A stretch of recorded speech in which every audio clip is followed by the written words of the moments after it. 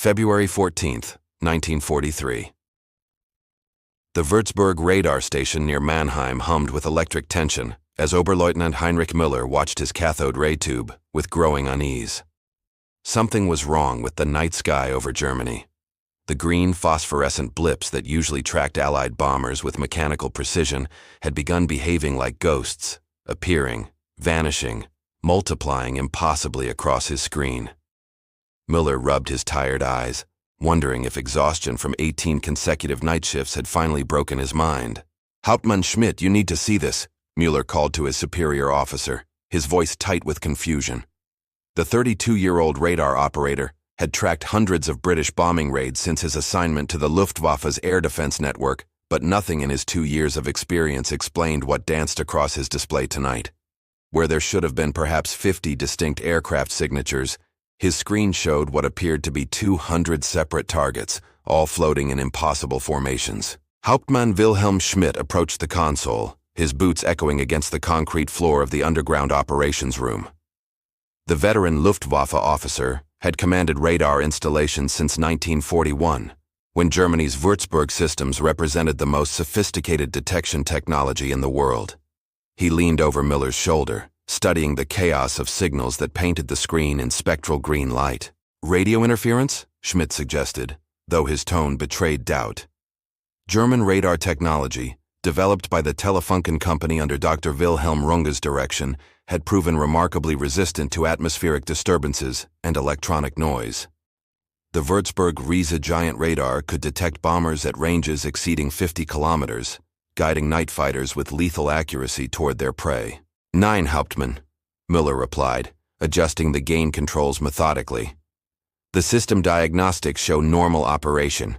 The signals are real, or at least they register as real contacts." He tapped the screen where one particularly dense cloud of returns hovered. "But look at this formation. No bomber stream flies like that.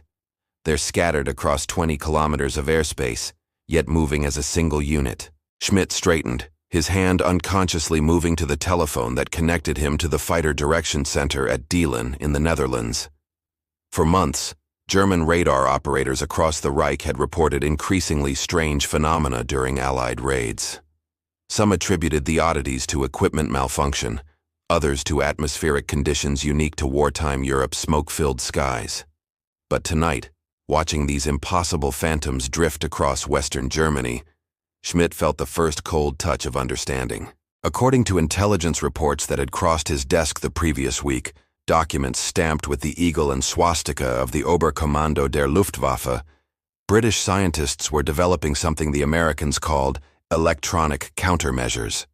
The terminology meant nothing to most Luftwaffe personnel, but Schmidt had discussed the concept with technical officers from the Reichsluftfahrtministerium.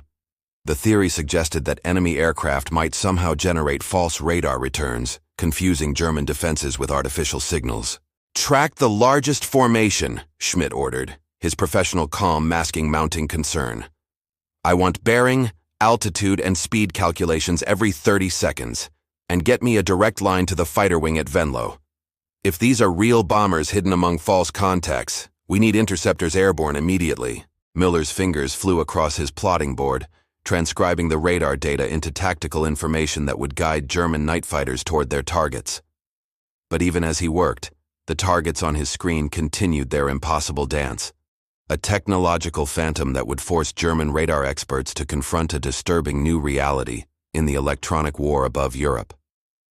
March 9th, 1943, Dr. Josef Stein of the Telefunken Research Laboratories in Berlin received an urgent summons to Luftwaffe headquarters at Wildpark Werder.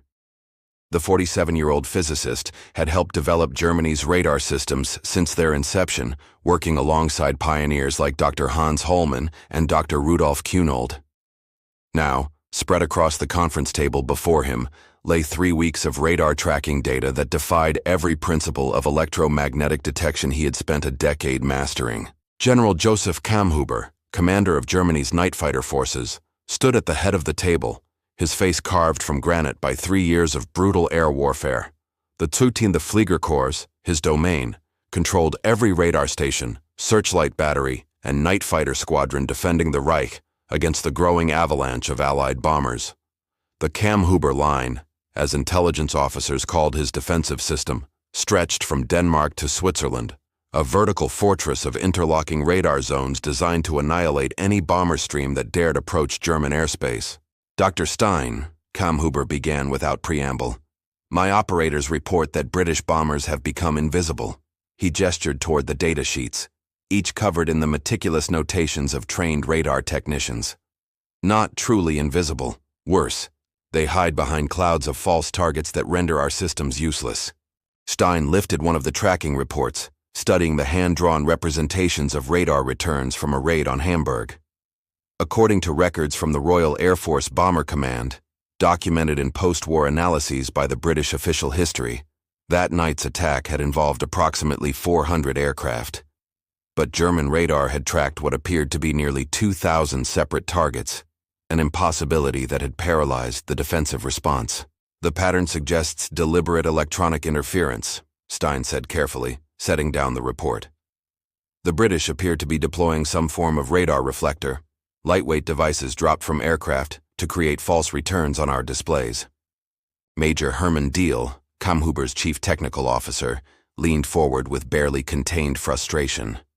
The 39-year-old signals specialist had commanded radar installations during the Battle of Britain, witnessing firsthand how German detection technology had guided Luftwaffe bombers toward their targets. Now that same technology, turned to defense, seemed suddenly obsolete. We considered that possibility, Diehl interjected. But the returns are too coherent, too organized. Simple reflectors would create random scatter.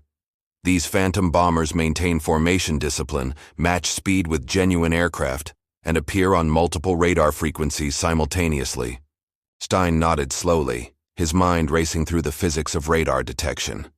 The Würzburg system operated on wavelengths near 53 centimeters, while the longer-range Freya radars used 2.4-meter wavelengths.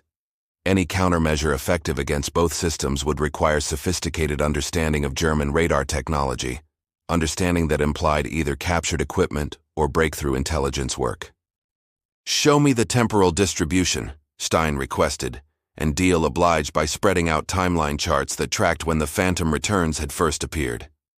The pattern was unmistakable, sporadic incidents beginning in late January, increasing through February, culminating in the overwhelming confusion of the Hamburg raid in early March.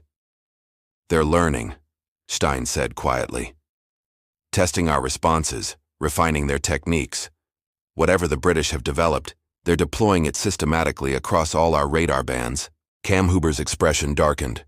His night fighter force, the most technologically advanced defensive system in the world, depended absolutely on radar guidance. Without accurate target information, his Messerschmitt Bf-110 and Junkers Ju-88 night fighters flew blind through darkness, reduced to hoping for visual contact against bombers whose black paint merged seamlessly with the night. "Can we counter this?" Kammhuber asked bluntly. "Can German engineering overcome British trickery?" Stein considered the question with the careful precision of a scientist who understood that wrong answers in wartime carried consequences measured in burning cities and dead civilians. The Telefunken laboratories employed some of the finest electronic engineers in Europe, men who had pushed radar technology from laboratory curiosity to operational weapon in less than a decade. "We can adapt," Stein answered finally, "but adaptation requires understanding exactly what we're facing. I need access to operational radar stations during actual raids. I need to observe these phantom returns in real time, analyze their characteristics, and develop countermeasures." He met Kammhuber's gaze directly. "And I need time, Herr General. Time that your burning cities may not grant us." July 24, 1943. The Würzburg-Riesa radar installation at Heligoland, perched on Germany's northwestern coastal defenses, detected the incoming bomber stream at 2200 hours. Feldwebel Klaus Weber, hunched over his glowing display screen, began his standard tracking procedures with the mechanical efficiency of 8 months' experience. Then his screen exploded into electronic chaos that would change aerial warfare forever. "Mein Gott," Weber breathed, transfixed by what his radar showed. The night sky over the North Sea had transformed into a blizzard of returns. thousands upon thousands of targets that swarmed like luminescent insects across his cathode ray tube. The density of contacts was so overwhelming that individual tracking became impossible. The bomber stream, which intelligence estimated at 700 aircraft bound for Hamburg, had vanished into an electronic fog that blinded every radar station from Denmark to the Netherlands. Dr. Stein, present at the Heligoland station as part of his ongoing investigation, watched over Weber's shoulder with the grim satisfaction of a scientist whose worst theoretical predictions had just achieved devastating confirmation. He had spent 4 months studying the phantom bomber phenomenon, analyzing dozens of raids, and developing increasingly sophisticated theories about British electronic countermeasures. But nothing in his research had prepared him for the sheer scale of what the British were now deploying. "This isn't reflectors," Stein said, pulling Weber's logbook toward him and beginning rapid calculations. "This is something new, something they've been holding in reserve." His pen scratched across paper, translating the visual chaos on the radar screen into frequency analysis and signal characteristics. The return showed radar cross-sections consistent with metallic objects approximately the size of a small book, tumbling through the air in vast quantities. Hauptmann Ernst Hoffmann, the station commander, grabbed the telephone connecting him to the Regional Fighter Direction Center. His voice, usually crisp with Prussian military precision, carried an edge of barely controlled panic. "All sectors report total radar saturation. We cannot provide vectors for interception. Repeat, we cannot guide fighters to targets. The enemy has blinded us completely." The British tactic, later revealed through captured Royal Air Force documents and detailed in works like R.V. Jones's Most Secret War, was devastatingly simple. Bomber crews had been issued bundles of aluminum strips, each strip precisely cut to half the wavelength of German radar frequencies. The British called it window, the Americans would later term it chaff, and on this night, 700 bombers released tons of these metallized paper strips over Hamburg, creating a radar return equivalent to tens of thousands of aircraft. Weber continued tracking uselessly, his training demanding he maintain his log even as the data became meaningless.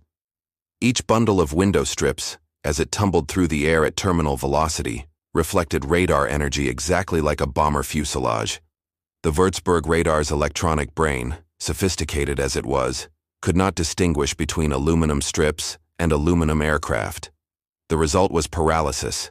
Germany's entire air defense system had been reduced to impotence by what amounted to organized littering. "Calculate the descent rate," Stein ordered, his scientific mind already working on countermeasures even as the current disaster unfolded. "If we know how long the window remains effective, we can predict when our radar will clear. The strips will fall below our detection altitude within minutes." But minutes, as events would prove, were all the British needed. By the time window strips drifted below the radar's lowest scanning angle, the bomber stream had already penetrated deep into German airspace, released its payload of incendiaries and high explosives over Hamburg, and begun its withdrawal toward England. German night fighters, scrambled blindly into the darkness, wandered through empty sky while 40,000 Hamburg residents died in the firestorm below. Stein watched the radar screen gradually clear as dawn approached, revealing only scattered late-returning bombers. The most successful air defense system in the world had been defeated by metallized paper strips that probably cost the British less than the fuel burned by a single bomber. It was, he reflected bitterly, a perfect demonstration of how cleverness could overcome raw technological superiority. "They've been preparing this for months," Stein said to Hoffmann as they climbed the stairs from the operations bunker into pale morning light.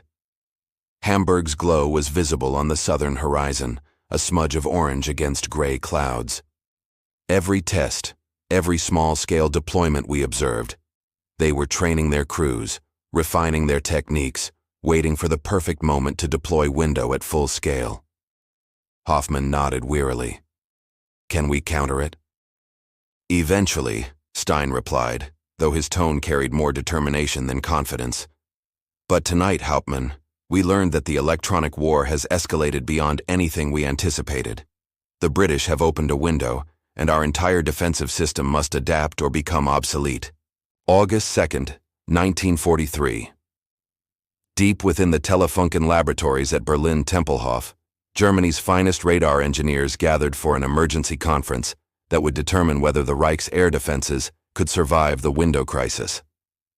Dr. Stein stood before a chalkboard covered in electromagnetic equations, facing 24 scientists and military officers whose collective expertise represented decades of radar development. General Wolfgang Martini, head of the Luftwaffe's signals service, opened the meeting with characteristic directness. The 53-year-old general had overseen Germany's electronic warfare capabilities since before the war, shepherding radar technology from experimental prototype to operational deployment.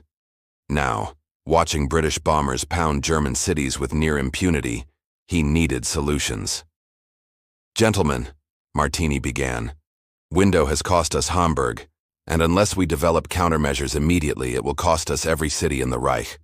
Dr. Stein, present your findings." Stein approached the chalkboard, chalk in hand, and began outlining the physics of radar deception. Window exploits a fundamental characteristic of our detection systems. They cannot distinguish between genuine aircraft and any object with similar radar cross-section. The British release millions of metallized strips, each precisely cut to resonate at our operational frequencies. The result is electromagnetic noise that overwhelms our displays. Dr. Wilhelm Runge, the Telefunken engineer who had pioneered Germany's radar development, leaned forward with evident frustration. His Würzburg radar, once the pride of German military technology, had been reduced to uselessness by what amounted to organized confetti. "Can we modify our frequencies?" he asked. "Force them to recalculate strip lengths for new wavelengths?" "Temporarily effective," Stein conceded, sketching wavelength diagrams on the board. "But the British would simply adjust their window dimensions. We've captured samples from Hamburg. Their strips vary in length, suggesting they're prepared for frequency changes. No, we need more sophisticated solutions." Major Deal, attending as Kammhuber's representative, consulted his notes from operational radar stations. The reports told a consistent story. 7 successful British raids since Hamburg, each employing window with increasing sophistication, each penetrating German airspace with minimal losses. Night fighter pilots, deprived of radar guidance, had reverted to visual hunting tactics that belonged to the previous century. "What about Liechtenstein?" asked Oberleutnant Werner Streib, one of Germany's highest-scoring night fighter pilots. Streib's Messerschmitt Bf-110 carried the Fu-G-212 Liechtenstein airborne intercept radar, a compact system that let him track bombers independently of ground control. "Does window blind our aircraft radars as effectively as ground stations?" Stein nodded grimly. "The Liechtenstein operates at similar frequencies. Window affects it identically. Your own equipment shows you the same phantom targets that confuse our ground radars. However," he paused, returning to the chalkboard, "this suggests our first potential countermeasure." He drew a simple diagram showing concentric radar returns around an aircraft. "Liechtenstein range is limited, approximately 4 kilometers maximum. If we could develop signal processing that distinguished between moving targets and falling chaff, airborne radar might remain effective even in window-saturated environments. The falling strips descend at different velocities than flying aircraft. With sufficiently sensitive equipment, we might detect that difference." Dr. Otto Müller, a specialist in vacuum tube circuits from the Lorenz Company, shook his head skeptically. "The computational requirements would be immense. Our current Liechtenstein receivers process raw returns without sophisticated signal analysis. Implementing velocity discrimination would require complete redesign. New receivers, new display systems, probably new transmitters to provide adequate signal resolution." "How long?" Martini demanded. "Give me a timeline for operational deployment." The scientists exchanged uncomfortable glances. German radar development, for all its technical sophistication, moved at the pace of careful engineering and thorough testing. The Würzburg radar had required 3 years from prototype to mass production. The Liechtenstein airborne system had taken nearly as long. Now Martini was asking for revolutionary improvements in weeks or months. 6 months minimum for prototype development, Runge estimated. Another 6 for production tooling and aircrew training. "Realistically, General, we're looking at 1944 before improved systems reach operational squadrons. The silence in the conference room carried the weight of burning cities and mounting civilian casualties. 6 months meant hundreds more bomber raids, thousands more tons of high explosives, tens of thousands more German deaths. The British had achieved what no military strategist would have thought possible. They had defeated Germany's technological superiority with strips of aluminum and paper. "What can we do now?" Martini pressed. "Today, this week, this month, I cannot tell the Reichsmarshal that our solution requires a year of development." Stein turned from the chalkboard, his expression grim. "Short-term countermeasures are limited but not non-existent. First, we increase searchlight deployment. Visual acquisition remains unaffected by window. Second, we position night fighters in likely bomber approach corridors and rely on pilots' visual hunting skills.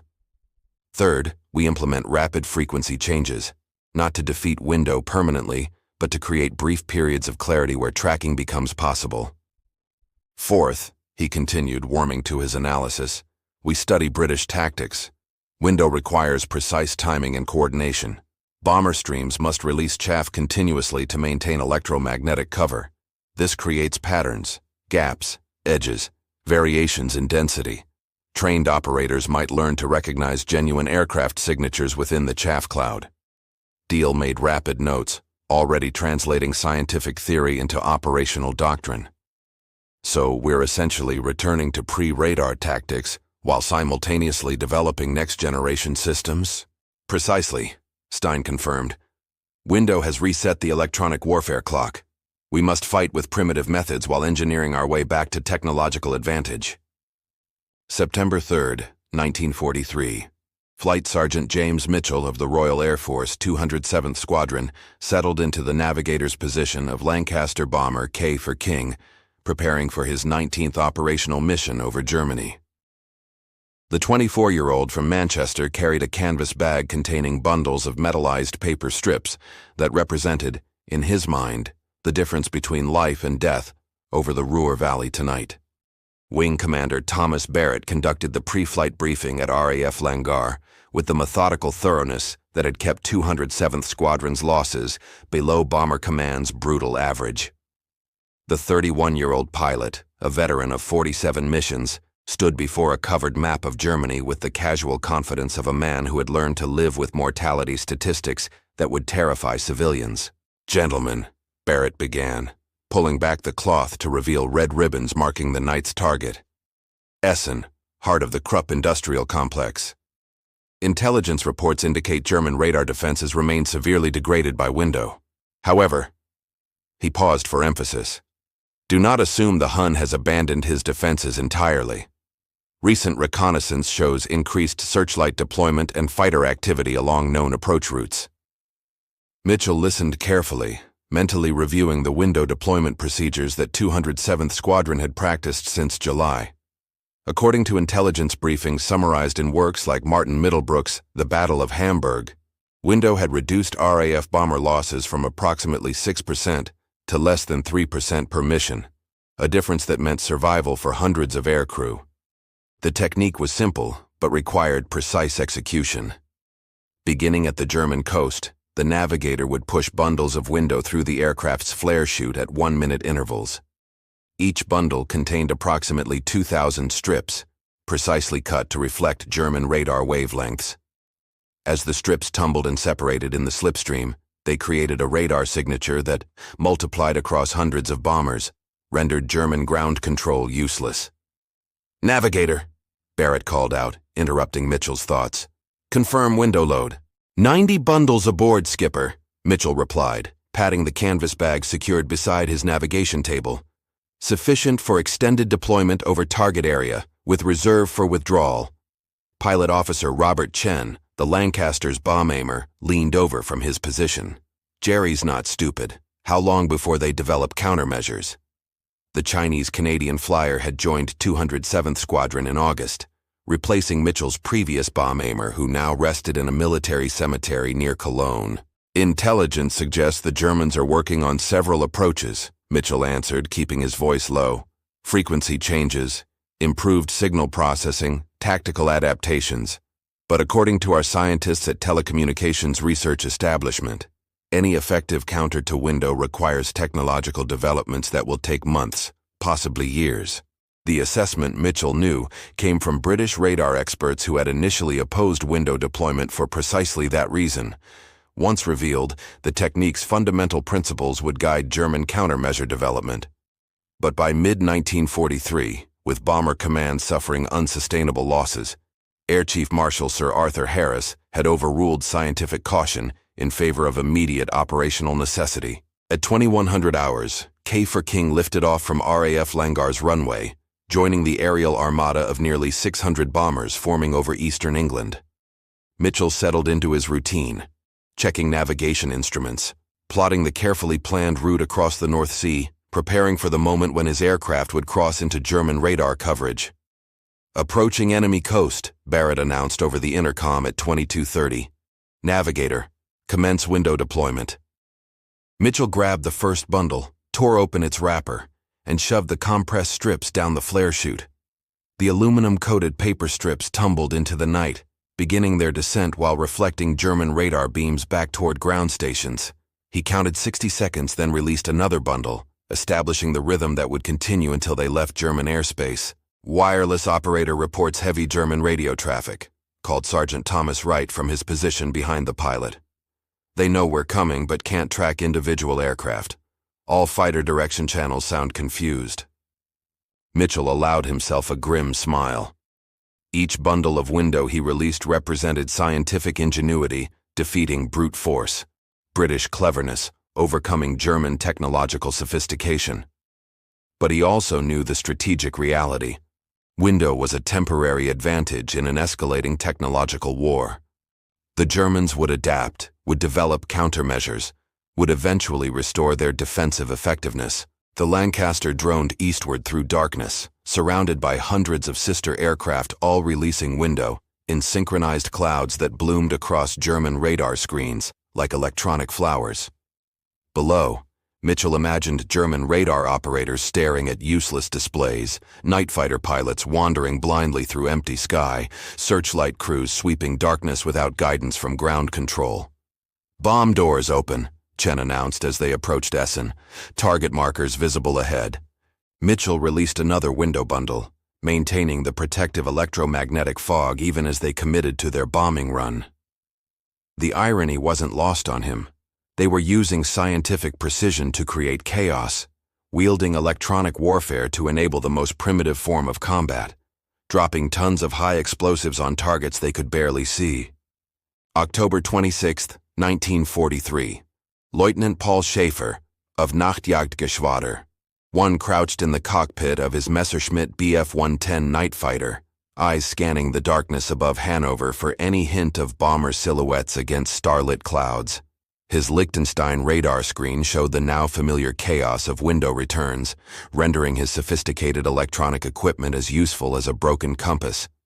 The 30-year-old pilot had scored 14 confirmed bomber kills since 1942, earning him the Deutsches Kreuz in gold and reputation as one of the Luftwaffe's most skilled night fighter pilots. But since the British had deployed window 3 months earlier, Schaefer's effectiveness had plummeted. His last confirmed kill had been in early July, before the electronic blizzard had descended over Germany. "Anything on radar?" Schaefer asked his Bordfunker, Feldwebel Otto Klein, who monitored the Liechtenstein display from his position behind the pilot. "Nothing useful," Klein replied, his voice tight with frustration. "Multiple contacts at varying ranges, but they could be window clouds or genuine bombers. The signal characteristics are indistinguishable." The 27-year-old radar operator had trained for 18 months to master the Liechtenstein system, learning to interpret the glowing green blips that had once guided them unerringly toward British bombers. Now his expertise seemed worthless. Major Werner Streib's voice crackled over the radio, broadcasting to all night fighters in the Hanover defense sector. Streib, commander of Nachtjagdgeschwader 1 and one of Germany's first night fighter aces, had adapted his tactics following the window crisis by emphasizing visual hunting techniques that would have seemed primitive just months earlier. "All units concentrate on visual acquisition. Intelligence estimates 300 bombers in the stream. Watch for exhaust flames against cloud base. The British must break through the window cloud eventually when they reach their target." Schaefer acknowledged the transmission and adjusted his search pattern, flying a gentle weave that maximized his visual scan area. The British bombers, he knew from experience, flew in loose formations called bomber streams, not the tight combat boxes that Americans preferred, but a river of aircraft flowing toward German cities in a deliberately disorganized pattern that frustrated both flak gunners and fighter pilots. According to intelligence reports compiled by the Luftwaffe's operational research staff, documented in Edward Bishop's The Wooden Wonder, the British had refined their window deployment to maintain nearly continuous electromagnetic coverage from coast to target to coast again. Each bomber carried enough metallized strips to create radar returns for the entire mission duration, transforming the night sky into an electronic fog bank. "Contact!" Klein suddenly shouted. "Bearing 020, range 1,800 meters, altitude approximately matching ours." Schaefer immediately banked toward the indicated bearing, squinting into darkness ahead.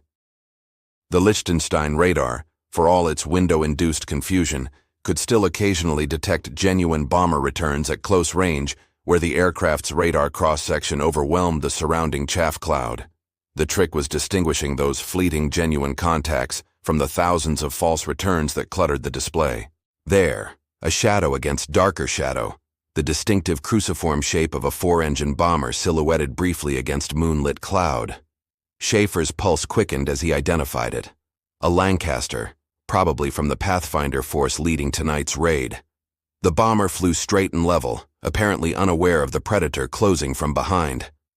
"Range 1,500 meters, Klein called out, his voice professionally calm despite the tension. "Closing slowly, target maintaining course and altitude." Schaefer advanced his throttles, the BMW engines responding with increased power that pushed the Messerschmitt toward firing range. His 20mm Oerlikon cannons and 30mm Mk108 cannon were loaded with a mixture of high-explosive and incendiary rounds designed to tear through bomber fuselages and ignite fuel tanks. At optimal range, approximately 200 meters, a skilled pilot could destroy a Lancaster with a single burst. But as Schaefer closed to within 800 meters, the bomber abruptly corkscrewed downward, its pilot throwing the heavy aircraft into violent evasive maneuvers that indicated their rear gunner had spotted the approaching fighter. Schaefer cursed, following the Lancaster into its dive while trying to maintain the closing geometry that would bring his guns to bear. "He's dropping more window," Klein reported. "Radar return is fragmenting." The Lancaster's crew, Schaefer realized with grudging respect, were deploying window even during combat evasion, maintaining their electromagnetic cover while simultaneously executing defensive maneuvers. The combination of electronic warfare and aggressive piloting represented exactly the kind of coordinated tactics that made RAF bomber crews so difficult to kill. Schaefer fired a short burst, more to unnerve the bomber crew than with any real hope of hitting the wildly maneuvering target. His tracers arced through darkness, missing the Lancaster by what appeared to be 50 meters or more. The bomber's rear gunner returned fire, his 4 Browning machine guns stitching red tracers through the night that forced Schaefer into his own evasive break. "Lost contact," Klein announced as Schaefer pulled hard into a climbing turn. Target merged with window cloud, unable to reacquire. Schaefer leveled off, breathing hard from the physical exertion of high-speed maneuvering. Somewhere in the darkness ahead, that Lancaster continued toward Hanover, its crew no doubt celebrating their narrow escape while preparing to release tons of high explosives on the city below. And Schaefer, for all his skill and sophisticated equipment, could do nothing but resume his blind patrol through electronic fog.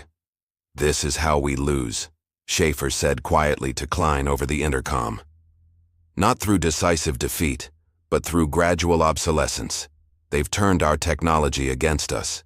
December 15, 1943. Professor Ludwig Bölkow of the Deutsche Versuchsanstalt für Luftfahrt presented his proposed countermeasure to window before an audience of Luftwaffe officers and Reichsluftfahrtministerium officials in Berlin. The 31-year-old aeronautical engineer had spent 4 months studying the window problem, approaching it not as a radar specialist, but as an aviation systems designer who understood that effective solutions required thinking beyond conventional electronic engineering. "Gentlemen," Bölkow began, standing beside a large diagram of his proposed system, Window defeats our radars because we rely exclusively on electromagnetic detection. The British exploit this single-point failure by saturating our detection spectrum with false returns. I propose we add a second independent detection system that window cannot affect: infrared tracking. General Martini, attending his 5th window countermeasure briefing in as many weeks, leaned forward with interest. The Luftwaffe's signals chief had reviewed dozens of proposals ranging from practical to fantastical, seeking any technology that might restore Germany's air defense effectiveness. Most suggestions involved incremental radar improvements, frequency agility, signal processing enhancements, improved filtering, that offered marginal benefits at best. Bulkow manipulated a mechanical model demonstrating his concept. Every aircraft engine produces enormous heat, exhaust gases at temperatures exceeding 400 degrees Celsius. This thermal signature is invisible to radar, but perfectly detectable by sufficiently sensitive infrared sensors. I propose equipping our night fighters with infrared detection equipment that can track bombers by their engine heat, completely immune to window interference. Dr. Wilhelm Runge, present as Telefunken's representative, studied Bulkow's diagrams with the critical eye of an engineer who understood both the promise and limitations of emerging technologies. Infrared detection wasn't new. German scientists had experimented with heat-sensitive equipment since the 1930s. But creating systems compact enough, sensitive enough, and reliable enough for combat operations had proven extraordinarily difficult. Detection range? Runge asked the crucial question. The Liechtenstein radar, before window, could acquire targets at 4,000 meters. Can infrared systems match that performance? Bulkow's hesitation told the story before his words did. Current prototypes achieve reliable detection at approximately 1,000 meters under ideal conditions, less in humid air or through cloud. The physics of infrared propagation impose fundamental limitations that radar technology doesn't face. Major Deal, taking notes for General Kamhuber, calculated the tactical implications rapidly. So our pilots would need to close to point-blank range before detecting targets, range where visual acquisition might work equally well, and clouds, which are transparent to radar, become obstacles to infrared tracking. The technology requires development, Bulkow acknowledged. But I believe infrared offers our best path forward precisely because it operates on completely different physical principles than radar. Window cannot jam what window cannot affect. The debate continued for 2 hours, with various technical experts dissecting Bulkow's proposal from multiple perspectives. Some argued for immediate prototype development. Others insisted that resources should focus on improved radar systems rather than experimental alternatives. The discussion revealed the fundamental tension in German air defense strategy: whether to double down on existing technology or pursue revolutionary new approaches. According to post-war technical assessments documented in Frederick Forsyth's The Devil's Alternative and various aerospace engineering texts, several German researchers were independently developing infrared detection systems during late 1943. These parallel efforts, poorly coordinated and hampered by Germany's increasingly desperate military situation, would eventually produce operational equipment like the FG-1250 infrared searchlight and Kiel 40 infrared detector. But development timelines extended into 1944 and beyond, too late to affect the crucial battles of 1943's air war. What about simpler solutions? Asked Oberst Victor von Lossberg, representing the fighter operations staff. Can we not simply improve our pilots' visual hunting skills? The British must eventually emerge from their window clouds to navigate and bomb. Our fighters could patrol likely approach routes, using searchlight coordination and tactical positioning rather than radar guidance. Dr. Stein, sitting at the conference table's far end, cleared his throat diplomatically. Oberst von Lossberg raises an important point. We're focusing on technological countermeasures while perhaps neglecting tactical adaptations. The British didn't defeat our radar with superior electronic equipment. They defeated it with cleverness and understanding of our operational methods. Martini nodded slowly, recognizing wisdom in Stein's observation. Explain. Window works because our entire defensive system depends on early detection and tracking from ground stations, Stein elaborated. We guide fighters to intercept bombers based on radar plots developed at ranges of 50 to 100 kilometers. The British simply made long-range tracking impossible. But what if we repositioned our defensive system closer to likely targets? Instead of attempting intercepts during the bomber's approach, we concentrate fighters over the cities themselves. Wild Sau, murmured Major Hajo Herman, one of the conference's observers. The term, meaning wild boar, described an experimental tactic Herman had developed. Single-engine fighters patrolling over cities during raids, using the light from searchlights and burning buildings to visually acquire bombers. The approach represented a radical departure from radar-guided interception, essentially returning to First World War air combat techniques updated for nocturnal operations. March 18, 1944.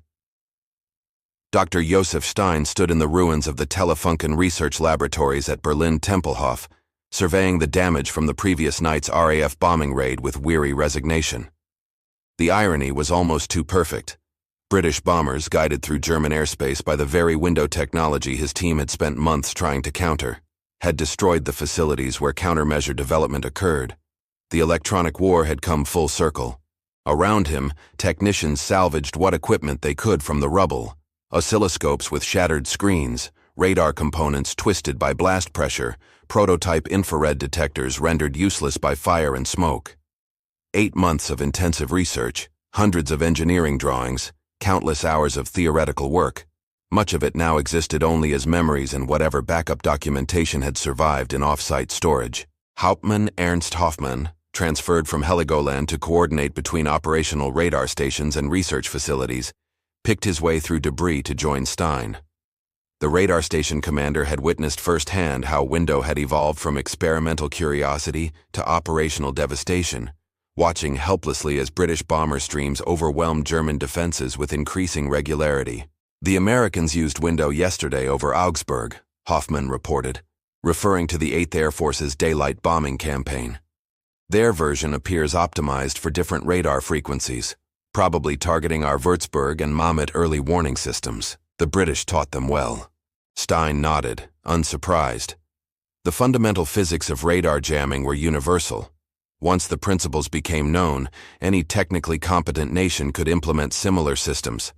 According to intelligence reports that reached his desk even in these chaotic final months, the Americans called their version chaff and deployed it with characteristic efficiency across their daylight bombing operations. Did our countermeasures help? Stein asked, though he already suspected the answer. Marginally.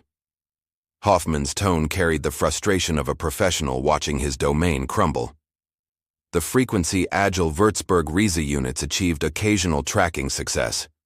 The Wild Sau fighters claimed 17 bombers over Munich last week, though at horrific cost to themselves. But fundamentally, Dr. Stein, we're fighting 1944's war with 1942's technology. The assessment was brutally accurate. German radar development, once the world's most advanced, had stagnated under the combined pressures of bombing raids, resource shortages, and strategic confusion. Meanwhile, Allied electronic warfare capabilities had expanded exponentially. Not just Window, but also sophisticated radar warning receivers that alerted bomber crews to German radar emissions, allowing them to evade detection through tactical maneuvering rather than relying solely on electronic countermeasures. Dr. Runge joined them, carrying a metal briefcase containing salvaged research documents. The Telefunken engineer who had pioneered German radar technology looked older than his 53 years, aged by 3 years of watching his creation systematically defeated by Allied ingenuity. "I've recovered the infrared detector prototypes," he said, along with documentation on the Naxos radar warning receiver and Berlin phased array concepts. "Perhaps we can continue development at the Rechlin test facility." Stein accepted the briefcase, feeling its weight as both physical object and historical burden. These documents represented Germany's last desperate attempts to regain electronic warfare superiority, attempts that would fail not through technical inadequacy, but through the simple reality that Germany could no longer match Allied industrial capacity and scientific resources. "The Americans have something they call the Radiation Laboratory at MIT, Stein said, sharing intelligence gleaned from interrogations of captured Allied aircrew and analysis of recovered electronic equipment. Thousands of scientists and engineers working exclusively on radar and electronic warfare. They develop new systems in months that would take us years, and they have resources we can only imagine: unlimited funding, unrestricted access to materials, freedom from bombing raids destroying their facilities. The comparison highlighted Germany's fundamental strategic failure. While German radar research remained concentrated in a handful of facilities vulnerable to air attack, Allied electronic warfare development occurred in dozens of laboratories across Britain and America, protected by geography and air superiority from Axis interference. The Allies could afford to experiment, to develop multiple competing systems, to pursue technological dead ends without compromising their war effort.